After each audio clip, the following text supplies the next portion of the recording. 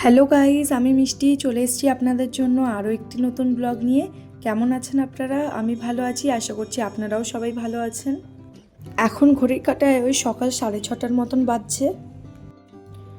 আপনাদেরকে সাথে নিয়ে আজ রান্নাঘর থেকে ব্লগটা শুরু করছি। বেশ কিছুদিন হলো আমি ওয়েট লস করার চেষ্টা করছি। আমার ওজনটা যেহেতু অনেকটাই বেড়ে গেছে, তাই ডাক্তার বলেছে কিছুটা ওজন কমাতে।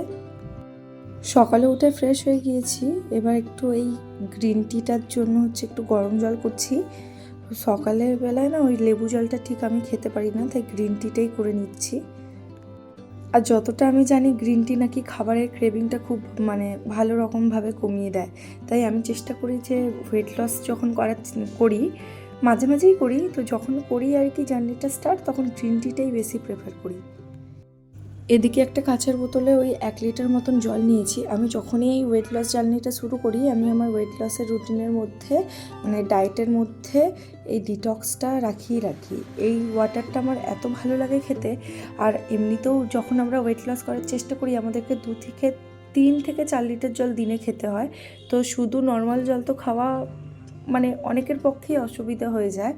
তাই আমি চেষ্টা করি যে এরকমভাবে ডিটক্সটা বানিয়ে খেলে বেশ একটা জলটার মধ্যে একটা ফ্লেভার আসে। তো তখন ওই 3 থেকে 4 লিটার জল খাওয়াটা অত বেশি কঠিন মনে হয় না। আর এখন যেহেতু আমরা গরমটা পড়ছে, তো সবারই প্রয়োজন যে ওয়েট লস করুক নাই করুক, এরকম একটু ডিটক্স ওয়াটার দিনে 1 লিটারও খেতে পারলে আমাদের শরীরের যে সব টক্সিনগুলো আছে সেগুলো একদম বেরিয়ে যায় আর কি। আমি ডিটক্স ওয়াটার বানালে তাতে শসা কুচি, গাজর কুচি আর ওই পিস করে লেবু আর আদা আর হলুদ দিয়ে থাকি, আর 1 চামচ করে চিয়া সিডস দিই। আর ওটা ওই 1 ঘন্টাও আপনি রেখে দিতে পারেন, 2 ঘন্টাও রেখে দিতে পারেন। আমি সকালবেলায় এই সময়টায় বানিয়ে রেখে দিই, দিয়ে 1-1.5 ঘন্টা পর থেকে খাওয়া স্টার্ট করি। যখনই 1 গ্লাস করে ওয়াটারটা নিয়ে নিই, তখন আবার বোতলটা রিফিল করে দিই। তাতে কি হয়, আরেকটু সময় ওটা থাকতে থাকতে ওটা ওই ডিটক্সেই পরিণত হয়ে যায়।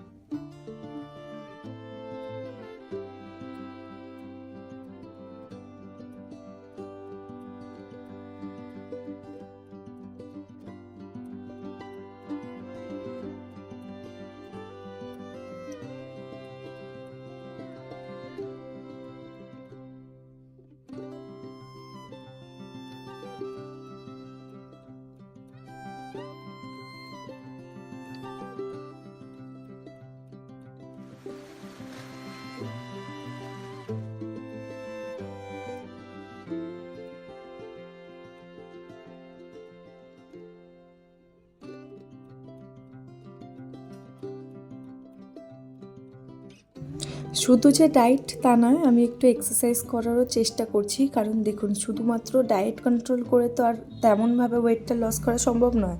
আমরা যদি ডায়েটের সাথে সাথে কিছুটা পরিমাণ ওয়ার্কআউটও করতে পারি বাড়িতে, তাহলে ওয়েটটা লুজ করতে একটু বেশি সুবিধা। বিফোর প্রেগনেন্সি আমি কিন্তু এতটা মোটা ছিলাম না।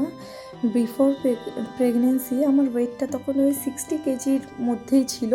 আর আফটার প্রেগনেন্সি আমি 70 কিলোর বেশি হয়ে গেছি। তো সেই জন্যই আর কি ডাক্তার, খুব শারীরিক সমস্যা হচ্ছিলো, তাই মাঝে একদিন ডাক্তার দেখাতে গিয়েছিলাম। তো ডাক্তারই সাজেস্ট করলেন যে আপনার ওয়েটটা অনেকটাই বেড়ে গেছে, আপনি একটু ডায়েট কন্ট্রোল করার চেষ্টা করুন। আর আমাকে কিছু লিকুইড ফর্মে মেডিসিনসও দিয়েছেন।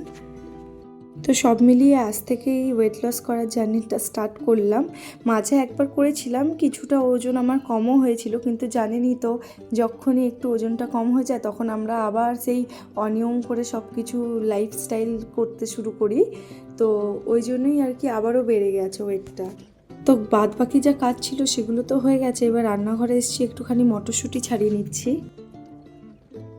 আর শুধু মটরশুঁটি নয়, এদিকে একটু আলুও ছাড়িয়ে নিচ্ছি। আজ কাটবো হচ্ছে সবজির মধ্যে আলু, গাজর, টমেটো আর পেঁয়াজ আর কাঁচা লঙ্কা।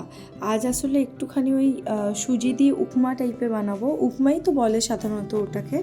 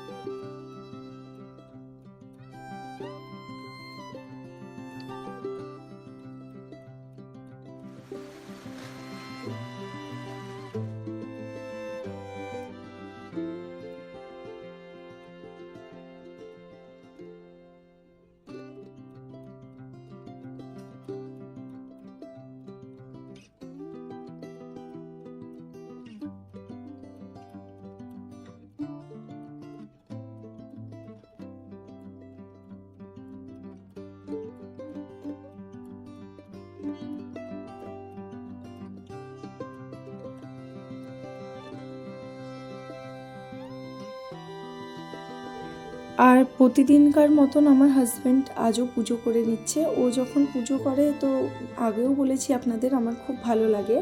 আর আমাদের ঘরে সবার থেকে প্রথমে ওই পুজো করে, তারপর আমি করি। ও জানেন তো, প্রতিদিনই এই 8টা-9টার মধ্যে স্নান করে বাড়িতে পুজো করে বজরংবলীর হনুমান চালিসা পাঠ করে প্রতিদিন মন্দির যায়।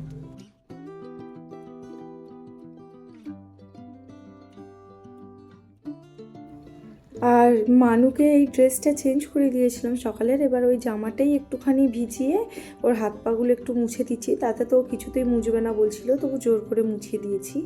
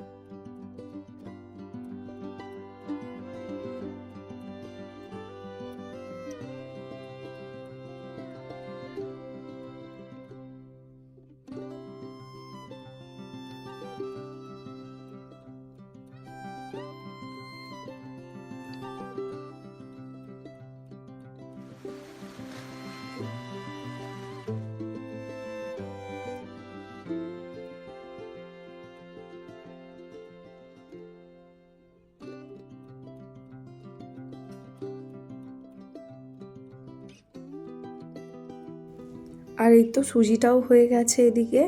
আর আমি না আজ কোয়ান্টিটিটা বুঝতে পারিনি, আমরা বাড়িতে দুজনেই মানুষ, আর এটা আমাদের জন্য অনেকটাই বেশি হয়ে গেছে।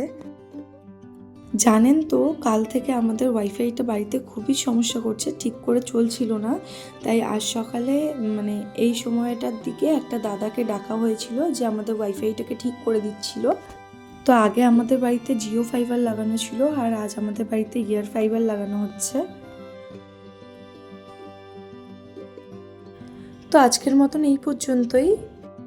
দেখা হবে পরবর্তীতে আরও একটি নতুন ব্লগে। যদি আমার ভিডিওটি ভালো লেগে থাকে তাহলে একটি লাইক, কমেন্ট, শেয়ার করে দেবেন। আর যদি আমার চ্যানেলে নতুন হয়ে থাকেন তাহলে চ্যানেলটি সাবস্ক্রাইব করে দেবেন। ভালো থাকবেন, সুস্থ থাকবেন।